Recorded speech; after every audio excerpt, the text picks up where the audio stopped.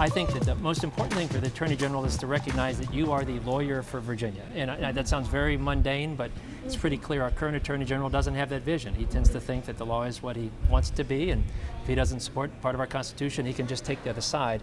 So, I mean, the first thing, the simplest thing would be you have to represent the Commonwealth and push back when there's a constitutional overreach by the federal government. And people say, I don't have a lawyer that can do that. I could never afford to do that. They're wrong. That is, in fact, one of the roles of the Attorney General is, you have a Constitution, your job is to defend it, and you should stand up for it when it's in trouble. I mean, it's just such a simple thing.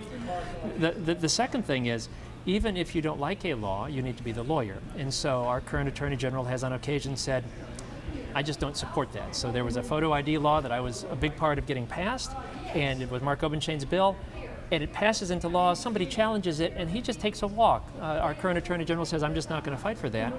We need a lawyer.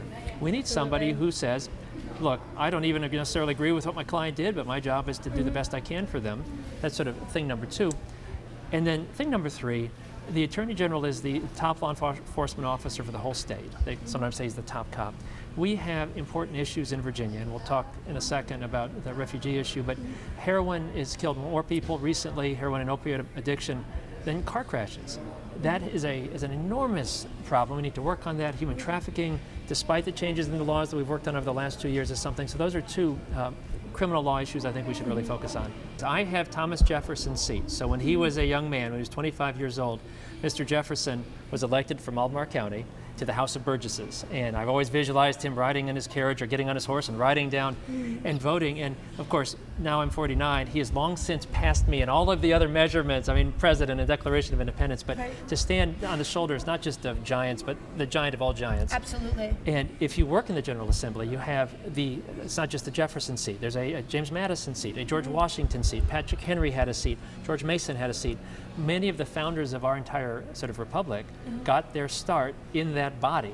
The building itself, the Capitol itself, was designed by Jefferson. So I know that my time in the Assembly will at some point end, and people will follow me, but you go back to the early years, you had some amazing people serve. And we have some things that we do like they did. We are still a part-time legislature. So instead of being full-time like in Washington, after a couple of months, we go home and we are living with our families and under the laws we pass and have to have real jobs.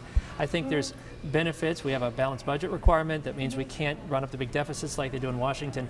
Those are things that work better in Richmond than in D.C. It is impossible to properly vet.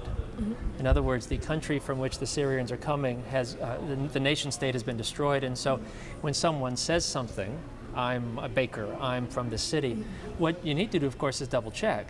There's no way to do that. There's no way, and the FBI head said that. He said, even if we could assign every officer in my department to the place, it wouldn't matter. There's no way to double check. The city's been destroyed. We don't know if the person's telling the truth. What we can do in Virginia, of course, is we can say we refuse to cooperate.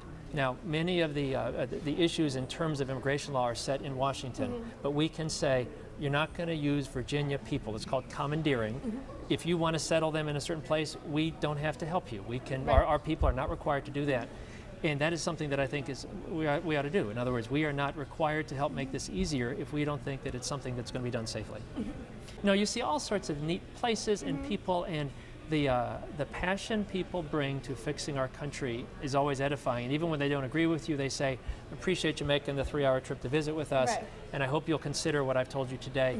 I've done this, I did this once before, and I had the same reaction, which would be, it is humbling how much faith they have that we can elect people and that they can fix it.